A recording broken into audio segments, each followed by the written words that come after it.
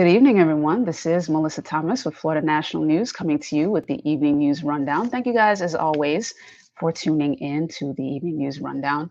And hey, this is Friday, September 4th, 2020. So happy Labor Day weekend. And for those who are going to celebrate Labor Day come Monday, we hope you guys enjoy the long weekend that you have coming up. So of course, as always, we like to give you guys the latest COVID-19 reports. And before I get into the COVID-19 reports, I always want to make sure to extend our invitation to anyone looking to advertise with Florida National News. We have 5 different shows to choose from on our platform. And of course, we have our website as well. So if you're interested in advertising with us or sponsoring one of our shows, just shoot us a quick email at ads@floridanationalnews.com.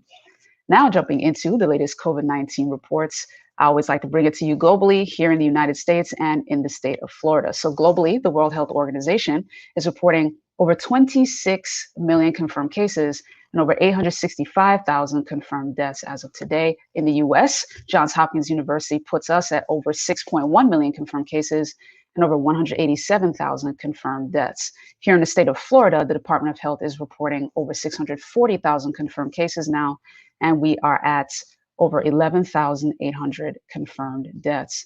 Now, jumping into our world story, speaking of passing another milestone in terms of the number of cases or the number of deaths, Brazil is now reporting over 4 million confirmed COVID-19 cases there.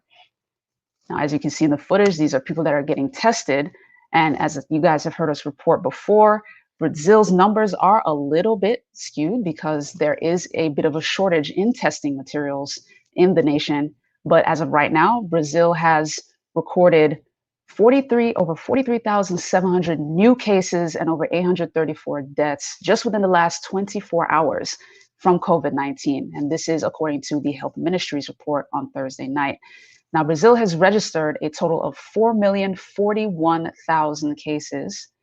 Now, that's a lot since the pandemic began, and the official death toll in total has reached over 124,000 cases, according to ministry data. Now, Brazil, of course, is the second highest in the COVID-19 outbreak, just under the United States of America. So stay tuned at Florida National News. We will continue to keep you guys apprised of the situation going on there. Now, coming back here to the United States, California is seeing, particularly the migrant workers in California, COVID-19 has taken a high toll on the migrant workers in that community. Now, of course, the migrant farm workers are categorized as a high risk group for COVID-19 because they're primarily Latino, and Latinos make up 39% of the state's population, but they represent 57%, over half of COVID-19 cases in the state of California, and nearly half, 46%, of the deaths due to COVID-19. And about 90% of the state's agricultural workers are Latino. Now, the farm workers who endure extreme heat and pesticide exposure daily continue to work grueling hours standing shoulder to shoulder in processing centers across the state, and they're often shuffling to and from the fields in clusters and then going back home to close quarters as well. And another thing to note here with the migrant farm workers out in California, not only are they wrestling with COVID-19 exposure as well as pesticide exposure, but with the recent California wildfires, they're also dealing with smoke inhalation as well. They're still out there working even amid the wildfires. As long as it's still safe for them to work, they're doing their work, even with the inhalation. Now, as cases surged, California focused its efforts to combat the spread among Latinos and migrant farm workers in the Central Valley by allocating an additional $52 million in federal funding to the region and deploying 3 teams of health and safety workers. And in addition to the state's $75 million in disaster relief for workers, Governor Gavin Newsom announced a $50 million philanthropic effort to support the state's roughly 2 million undocumented people. Now, those dollars are currently running out, and experts are saying that there's only enough to provide aid for about 150,000 people. Now, the Latino leaders in the Valley are calling for more state action. So Kings County Supervisor Richard Valle, he grew up in a farm worker community, so he has helped draft a letter to state leaders asking for more financial assistance, as well as protective equipment, mobile testing sites, and translation services for workers. He said farm workers need the same protection and support as public safety and medical workers. He said, quote, "The farm workers are catching COVID at high rates, and it's spreading out in the communities. It's driving up the numbers in the communities and it puts our food chain at risk. California's $50 billion agricultural industry depends on workers, 60% of which are unauthorized to legally work in the US, according to a recent study. And because they're undocumented, they are considered essential workers by the CDC, but because they're undocumented, they're disqualified from collecting unemployment. They're disqualified from any access to healthcare services and safety net programs put in place to help the residents during the pandemic. And they also don't receive any family sick leave if they're exposed to the virus. So they're at particular risk while they're out there trying to do the work of the agricultural industry. Now, jumping here to the state of Florida, DeLand High School, their football program has had to go on pause for a minute as one of the assistant coaches has tested positive for COVID-19. Bit of unfortunate news for the DeLand High School football team, but their football practice had to be shut down for 2 weeks after their assistant coach tested positive. Lance Jenkins, who's the athletic director with DeLand High School, said they found out about it Wednesday morning. Now, he told the Orlando Sentinel, quote, "Our head coach, Steve Allen, notified our administration immediately." Now, students and families possibly impacted were notified by a letter and a phone call. The school also canceled its season opener against rival school Seminole. Jenkins said, quote, "Our staff and exposed students cannot return to campus until September 16th. The FHSAA protocols require 6 practices prior to the first contest. No plans to reschedule." And he also says that they're following safety protocols and have removed everyone from the group off campus for the next 14 days. So again, guys, safety first. We here at Florida National News always exhort you. Be sure to protect your hands, wash them, sanitize them, wear gloves if you have to. And of course, wear your mask and practice safe social distancing. Continue to stay safe, guys. In the meantime, we're going to take a quick commercial break and come back with some more stories for you. Stay tuned. At Duke Energy, we deliver electricity and so much more, like free home energy assessments, rebates for energy-saving improvements, payment options to help you better manage your budget, and even bill credits for helping the community use less energy. So no matter what you're doing, we can help you make better energy choices every day. It's just another way we bring power to your life. How much can you save? All right, guys, welcome back to the Evening News Rundown. Thank you, as always, for continuing to stick with us. In our next story, Treasury Secretary Steve Mnuchin and House Speaker Nancy Pelosi have managed to narrowly avoid a government shutdown coming up at the end of the month.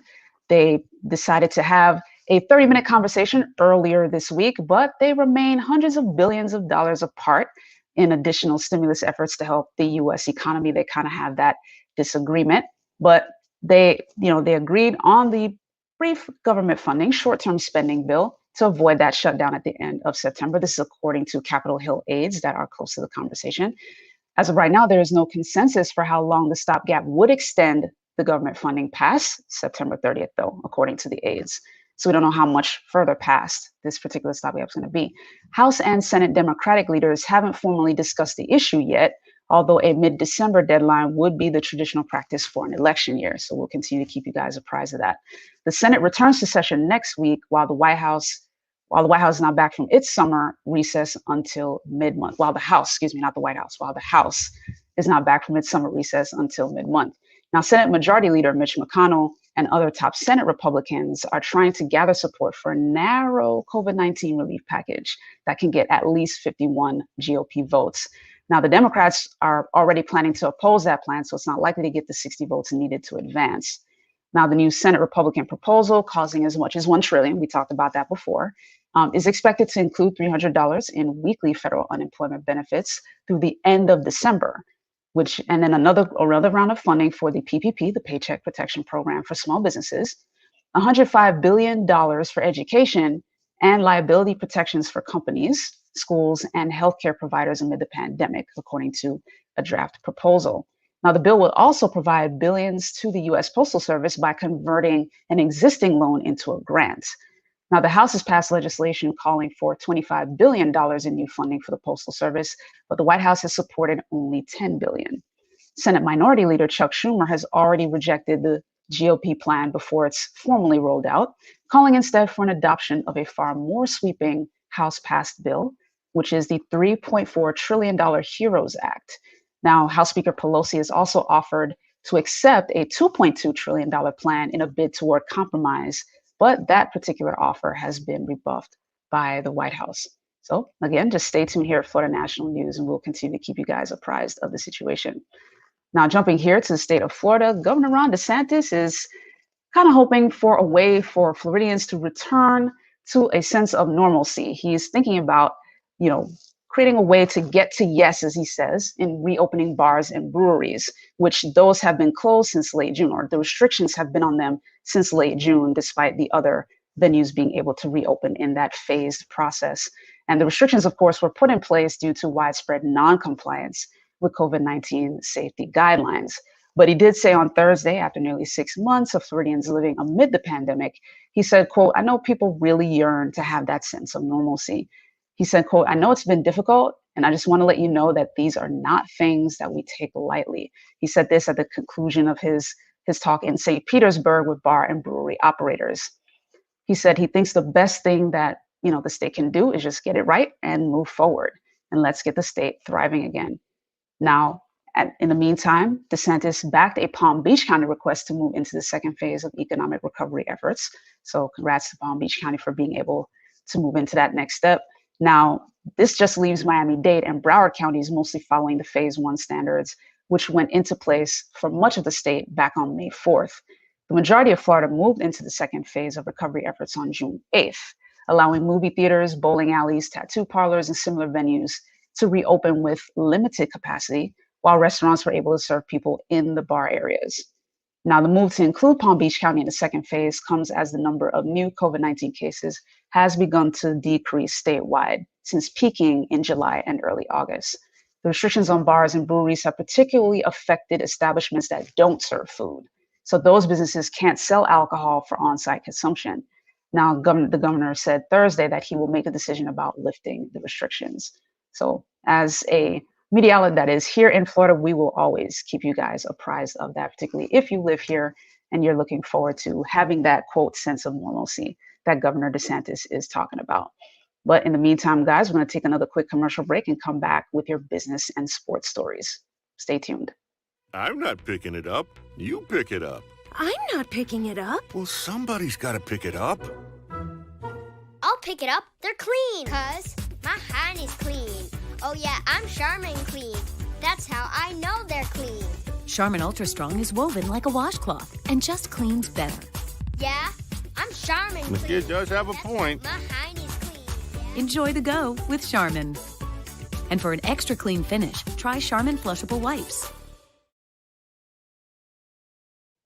All right, guys, welcome back to the rundown. If you are someone who is a Dairy Queen fan, Dairy Queen did make their candles, their blizzard scented candles, available, but wow, it was completely sold out in the blink of an eye within an hour. And technically, within less than a half hour, those candles were sold out. So if you're looking forward to that and didn't quite get that opportunity, you will have to wait for the next time. Dairy Queen on Thursday released a line of candles that sold out. They released a tweet saying that, the orders were available starting at 3 p.m. Eastern time. And a follow-up tweet at 3:18, the chain had already tweeted that the candles were out of stock. The Fall Blizzard Tree candle collection included 6 different scents: pumpkin pie, caramel apple pie, Oreo mocha fudge, snickerdoodle cookie dough, choco dipped strawberry, and brownie dough. That smells delicious, I would imagine. The pumpkin pie and snickerdoodle cookie dough scented candles were available in Dairy Queen's fall candle collection last year, but the other 4 were new this year. Now, each candle is 4 ounces, and the set of all 6 costs $25. And the $25 from each sale was donated to the Children's Miracle Network hospitals, according to Dairy Queen, which is, of course, owned by Warren Buffett's Berkshire Hathaway. So congrats to Warren Buffett and all of his people for such a successful initiative, particularly given that the proceeds went to a worthy cause. Now, even though the candles have been sold out, Dairy Queen is still offering those 6 fall-themed blizzard flavors on its limited time menu. So you can't get the candles, but if you want to go ahead and enjoy the treats, you can walk into any Dairy Queen and enjoy those flavors for yourself. Now, jumping into our sports story very briefly for you guys, UF fans are going to be allowed in the swamp for for the fall season, but no tailgating because, of course, COVID-19 and safety first. So in a little bit more detail, the University of Florida is allowing about 20% of its capacity at home games this season, meaning 17,000 fans, if you want that specific number. They'll be in attendance in Ben Hill Griffin Stadium, also known as the Swamp, for those who are kind of new to UF culture. Face coverings will be mandated while entering, exiting, and inside the stadium unless you're eating or drinking. Tailgating won't be allowed, and the university will not allow several game day traditions. Now, specific information pertaining to ticket ordering and pricing, as well as parking, is expected to be released next week. University of Florida opens the season on September 26th when they travel to Oxford, Mississippi to play Ole Miss. The first home game is scheduled for October 10th against the South Carolina Gamecocks. So for you college football fans, if you're ready to head back to the Swamp, just know you have those restrictions in place and they're allowing up to 17,000 people. So continue to be careful. All right.